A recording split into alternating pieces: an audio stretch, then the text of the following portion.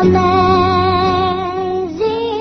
grace, how sweet the sound that saved a wretch like me. Hi, and welcome to Straight Talk About God video. I'm Jack. I put together a series of 6 different segments, which doesn't cover all of the material, but it's all taken from Jonathan Hammond's book. Look at that guy. The God Code in Creation. Wow, it's a wonderful book, wonderful book. And I think that eventually we can all admit that nobody's perfect, right? We've got to, I think we've really got a good handle on our imperfections, at least when we're alone. And I bet every one of us can come up with a not short list, right? Well, I imagine that any statements about human perfection would probably take a negative approach, telling of all the things that we didn't do. Well, if we were perfect, we wouldn't this and that and the other. Okay? But how many discussions would take place on the positive side, based on our known abilities and scientific fact and so forth, and how we might use them, our abilities, to integrate into the physical universe, the positive side. I mean, what if the established fact of mental communication, telepathy, okay, was used to extrapolate that ability out to 100%? Would we be able to talk to great-gran over in the old country? Maybe. This kind of investigation is what we're about in this series. But strap yourself in, because even some people who are going to call themselves staunch believers are going to have a hard time believing some of this stuff, right? But, I mean, if you like to ridicule, keep watching. You'll have a field day with this stuff. What the perfect human was like. So Jonathan Hammond put together a 10-year research and work on this, showing God's mathematical signature in every part of creation, from DNA to what is it, the atomic structure, music, it's everywhere. It's everywhere. The God Code, number schemes, okay? And we're not going to have the whole work to look at here. We've only got one chapter that we're going to look at, okay? But he's backed up this chapter with all kinds of good stuff, okay? But somehow, if you can overcome your traditional thinking and let logic reign for a while, you'll see the wonder of God's perfection. Here's a little teaser, okay? We won't do this time, but do it later on. Man was created with the ability, and we have that today, to a very small extent, created with the ability to affect the natural ultrasound and infrared emanations that are inherent in our cells. We produce this stuff in our cells today. Okay? And perfect man could use those emanations to nullify the force of gravity. Man could fly. Adam could fly. Yeah, I know. I told you wouldn't believe it. Okay, well, this first video lays out the foundation elements of man and earth. The foundation elements, okay?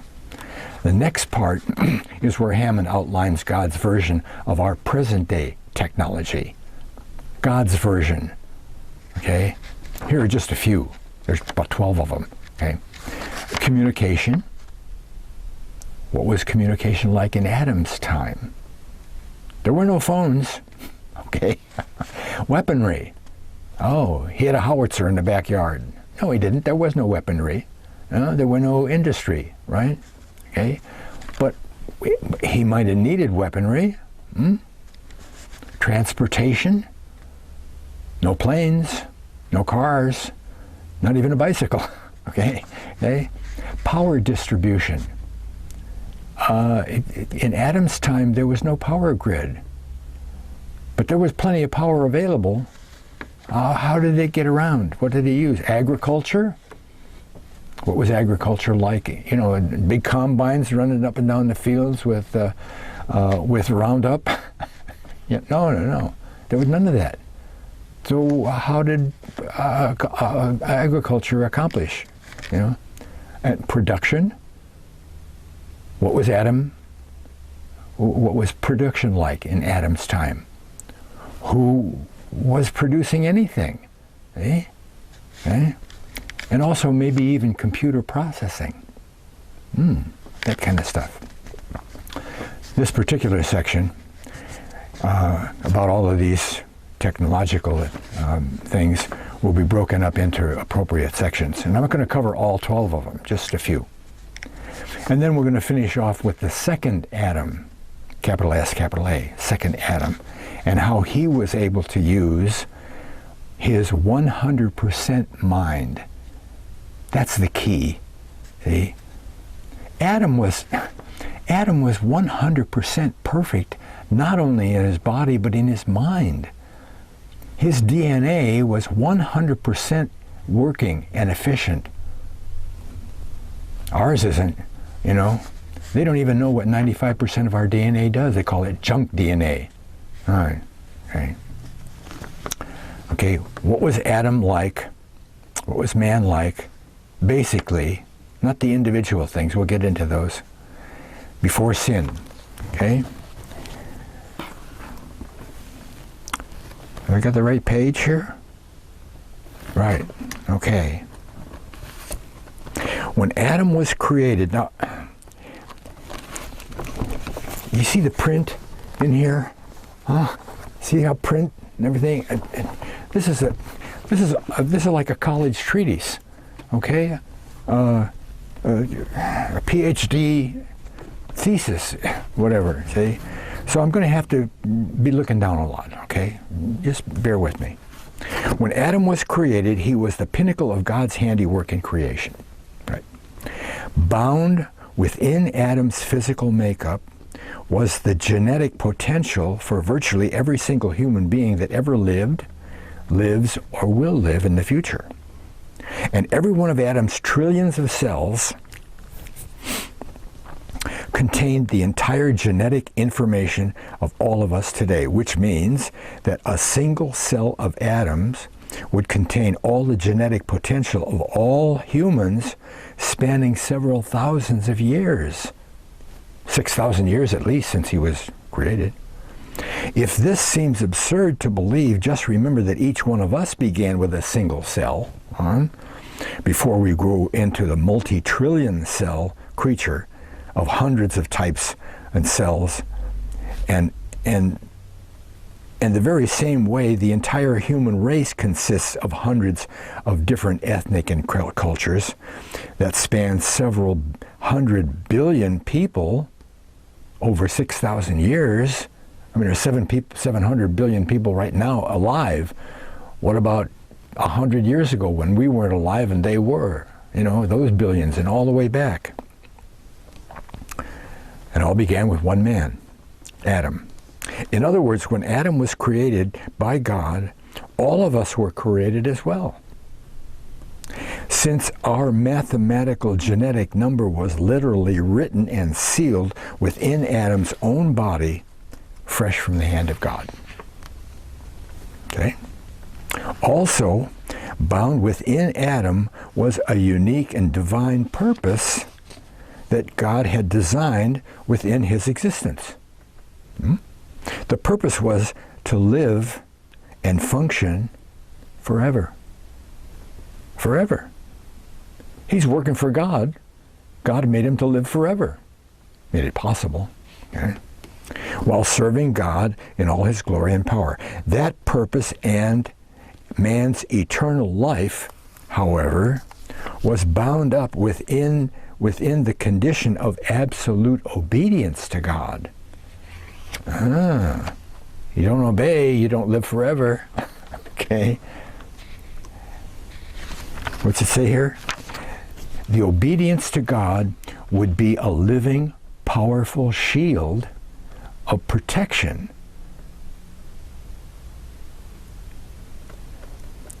We're not protected the way Adam was. You know, you walk outside, you're going to get UV. Adam never got any UV. We'll get to that. A powerful shield of protection to man from the consequences of sin.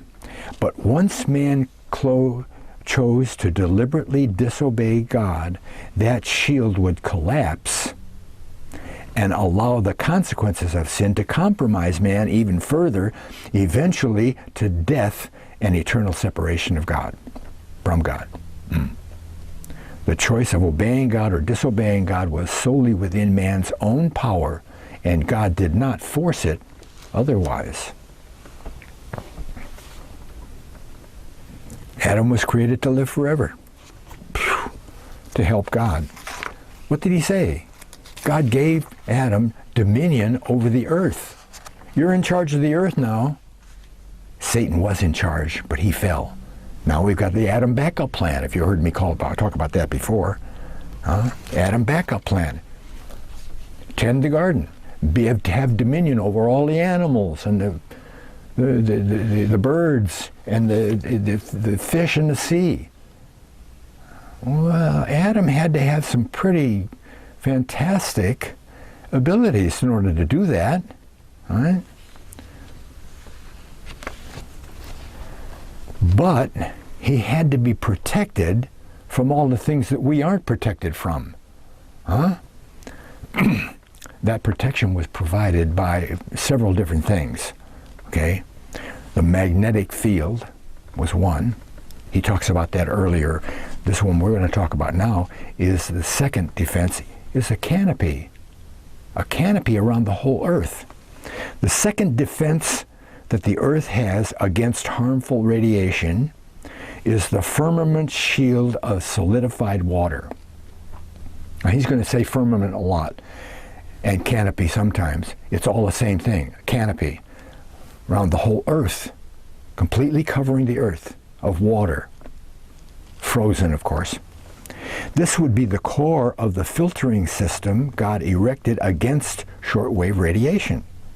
Primarily, this shield would be composed of water and the elements of water, hydrogen and oxygen, to hold the firmament in place in stasis and in stable position. It didn't move around. It was right there, just, okay? Stable position about the earth were several forces acting in unison. Okay? First of all, the magnetic field helped it in place. The plasmic state of the firmament in frozen, superconductive, that's important, superconductive form. Okay? It wasn't just, it didn't move around, it didn't fluctuate, it was a solid piece of ice, right? But very clear. Okay? The underlying pressure of the atmosphere, okay, that kind of held it in place. Right? The layers of hydrogen gas above, below, and within the firmament in order to isolate itself from other elements. What does that mean? But it was there. Okay. The balance of gravity and centrifugal force. Okay. All of that stuff held this canopy in place. It didn't move around. Okay. The effect of this canopy would shield, the canopy sheet would shield the incredible thick sheet of glass, reducing the shortwave radiation, and would act much like the effect of a glass-bottom boat, you know, allowing visual perception into the deep. Only this time, we could visualize the vastness of space Oh, see, with crystal clear perception of no twinkling stars because of the atmosphere, okay, the atmosphere above, and it shined right through this. It was like a big clear lens almost, okay. Atmospheric haze that we experience today, or obscured bodies of heaven due to clouds and smog. You know, sometimes you can't even see the stars, right? Stars would shine more brightly, and all the light reaching the earth would be a benefit to life. Because all the bad stuff is filtered out, right? Except maybe a little bit left over, okay? With all the harmful spectrum of radiation totally filtered. Also, the infrared radiation would be greatly attenuated due to the firmament being composed of water, as well as evenly dissipate, this is good, and dissipate the sun's energy. So you wouldn't get any hot spots. It would spread things out across the canopy, right? Okay. Infrared sun's energy throughout the globe from the equator to the poles. This would help stabilize global temperatures. That's important. And keep them within the parameters ordained for man and his environment. Okay? You can't walk around outside on Mars. You'll freeze to death when the sun goes down. Okay. Okay, and then you'd fry and boil when the sun comes up. We can only live in a certain small parameter of temperature and a bunch of other stuff. Okay? Another benefit of the firmament is the tremendous pressure it would exert on the atmosphere. Okay, all enclosed in the atmosphere. Okay, the increased atmospheric pressure would be conducive to stable temperatures, stable weather patterns, which really just amounted to much more than wind, right? There were no clouds. Oh, there were no clouds. We didn't have rain. Remember in Genesis it said there was no rain. Okay? The earth was watered by a mist. We'll get into that.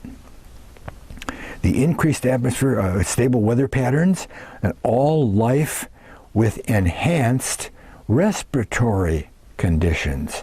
It would enhance your breathing. Anything that breathes better under this extra pressure. Okay? Due to the pressurized oxygen and carbon dioxide. The pressure forces more oxygen into your lungs than we have today. It forces more carbon dioxide into the plants than it does today. And notice that when Adam was created and Eve was created, there were only two people on the earth. Now the animals released a lot of carbon dioxide, and so did the ocean, as it does today. If you get into the research, you find that the increase and decrease of carbon dioxide comes first before the warming. It comes out of the ocean. The ocean warms up, it releases more, so forth. Okay, the atmosphere now. The atmosphere, of course, would be conditioned to pressurize and pressurized by the firmament above, while the firmament itself would be held in stasis by the incredibly powerful magnetic field, aligning the water molecules in the firmament like a sophisticated lattice work sewn perfectly by God, which enhances the integrity of this protective canopy. The atmosphere would also hold the firmament in a position about 10 to 11 miles, 60,000 feet. Our whole atmosphere is higher than 60,000 feet. Okay? So there's more on top, as he says. Okay? In position 10 to 11 miles above the canopy, above the earth, where frigid temperatures at that level keep the firmament in solid plastic form. Okay? Yet, assisting the atmosphere in holding the canopy above the Earth is the phenomenon of the magnetic field trapping the canopy of water along its lines of flux.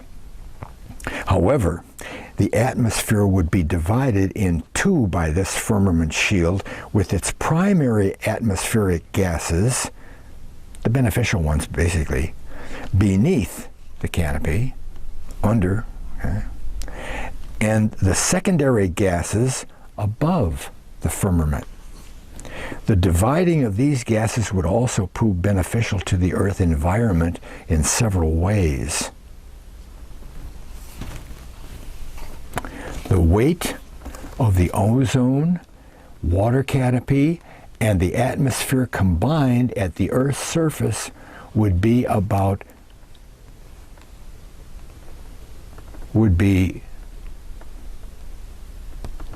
the equivalent of approximately 32 pounds per square inch, as opposed to what we have today at only 14.7. Almost twice the pressure, okay? Or more than twice the pressure. 32 pounds per square inch pressure can be deduced from several factors.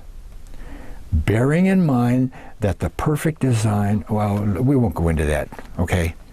The firmament's water canopy had to be of considerable thickness for it to sustain a constant, steady downpour which lasted 960 hours. That's with the flood. Okay?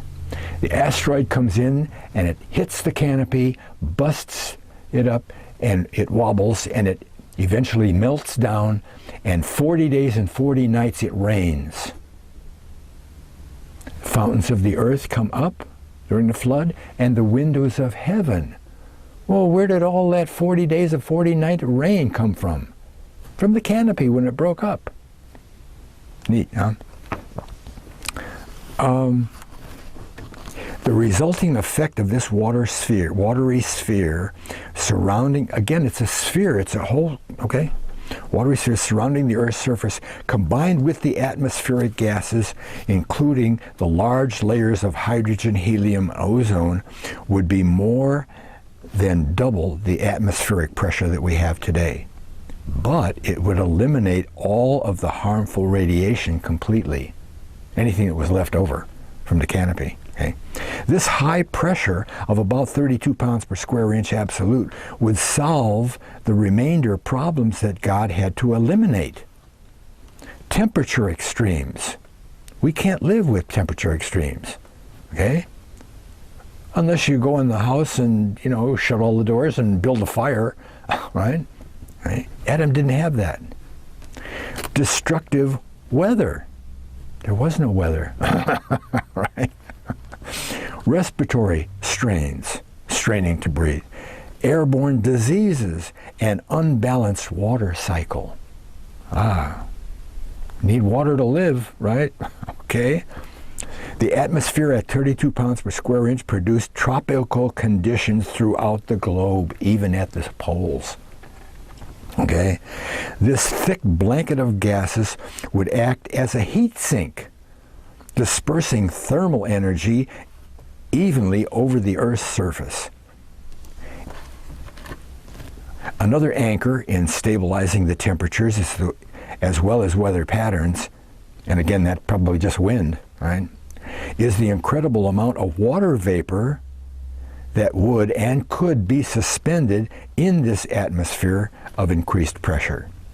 The water would absorb and emit thermal energy, slowly stabilizing even small temperature changes. Again, it's like a greenhouse, right? Just like a greenhouse, exactly, right?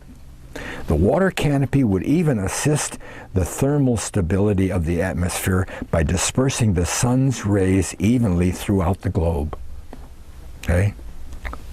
Turns around, it hits at the equator because we didn't have the twist of the Earth down to 23 degrees the way we have today.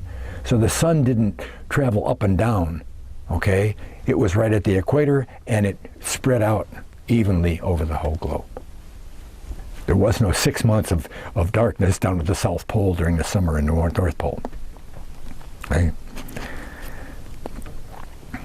The increased water vapor and atmosphere also are highly effective to assure the water cycle of every part of the world condensing at night upon plant foliage. See, that's the mist that covered the earth. Delivering vast amounts of water, each plant would condense overnight exactly the amount of water needed due to the ratio of its foliage being conducive to the root system. All right. All living things dwelling within this pressurized atmosphere, from plants to animals, would thrive under the pressurized gases of oxygen and carbon dioxide, which accelerates their metabolism, yet preserves their life integrity and healing power several times over. You see, oxygen, you can't have any energy if you don't have any oxygen to burn. You can't heal if you don't have oxygen to burn, right? Here's a good part. It just so happens that the ideal or peak efficiency at which man and his environment can function is 32 pounds per square inch, right? Of course, God's making up all of these things so we could live better, so Adam could live better, okay? Man's longevity, healing ability, energy, metabolism, and respiration would reach their peak at 32 pounds per square inch. So when God designed the atmosphere firmament, he made sure it reflected the parameters at which his ultimate creation, man, would best benefit under. Okay? He didn't just say, well, trees, be. Trees, this kind of a tree has to be so it will help Adam live better. Okay? Everything God created was to help Adam live better. Now, here's the part.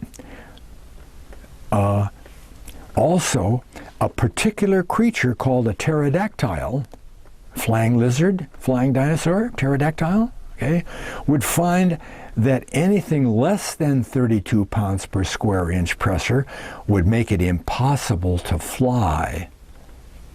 They couldn't fly today. Impossible to fly due to the creature's somewhat heavy and large wingspan and only minuscule muscular mass in order to get airborne. You look at some of the pictures of the pterodactyls, and of course this comes from archaeological evidence of the fossils. They didn't have big chest muscles, breast of a chicken, breast of a duck, a goose, any of the birds would have big, heavy chest muscles, because when they pull their arms down to fly, it's the muscles in the chest that help them fly. Pterodactyl didn't have enough muscles. So he had to make up for it by having the pressure. 32 pounds per square inch. The water is, the air is heavier, and so when he flaps a little bit, it gets as much flap as as the birds do today with their big muscles. Okay. Anything less, it could be airborne. Only a thick atmosphere could account for it being able to fly and glide along in thicker air currents back then. Today, it would never be able to get off the ground, let alone fly. And it couldn't run fast enough, you know. It would have to be up on a cliffside or something, all right, a cliffside, and jump off and flap in order to even glide around. The final evidence made possible when the flood occurred shows that all life forms before the flood were much larger than they could be today. Okay? We don't have 12-foot people today, except anomalous people. I mean, good, healthy, you know, The giant people that we have today, they're sickly people and they don't live long. They're too big. Dogs do the same thing. St. Bernards don't live as long as Chihuahuas. Plants, insects, reptiles, including dinosaurs, marine life, and even mammals were all shown in the fossil record to have been an incredible size. Right? You know that. This could not have happened without a pressurized atmosphere, otherwise they'd be big today, right? Which would have enhanced and prolonged the lifespans of all life forms placed on earth by God. The Bible even records the longevity of man being about 912 years average of age. Again, only an environment of pressurized oxygen and no harmful radiation. Again, you walk outside, you get UV. Okay? There was no UV for Adam. Lucky guy. No harmful radiation could account for a lifespan of close to 1,000 years. Right?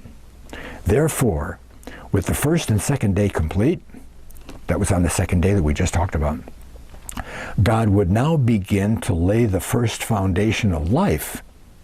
Okay, he's got the foundation for the environment taken care of. Now he can put the animals on there. All right? Life is so organized and delicate that only very narrow parameter of conditions could possibly support life. Okay? A parameter of conditions that God finished on the first 2 days in order for the organization of life to be able to maintain itself with the following. 5 things here. A standard of water. We need a standard of water, okay? Standard of light, right, for the plants to grow and all that, okay? A filtering barrier to all harmful radiation, and that would be the magnetic field, the canopy, and various gases. Okay? And atmospheric pressure of gases, okay? And a standard of temperature and water vapor. It can't fluctuate. Like on Mars, you boil or you freeze. Now, with the protective of halo of gases, water and magnetic fields surrounding the Earth, God could now begin to safely introduce life upon the surface of the sphere. Bear in mind that the standard of light and water, now established, will be 2 of the parameters necessary for life to exist. Okay? And the third, DNA, RNA, and protein and so forth, to be introduced on the 3rd day. That's what was like, what the earth was like when Adam was created. It was, he goes on in much greater detail than I've done, right? Great stuff, isn't it? Wow, and wait till you get into man flying and just heavy stuff. Adam, again, not only did he live a long time, he was big. He was big. It wasn't just the dinosaurs that grew big, or the elephants that became mammoths, or these giant bears that were 12 feet tall, who we see from the fossils. Man was big too, right? He says later on, 8 to 12 feet tall. Phew. Heavy stuff.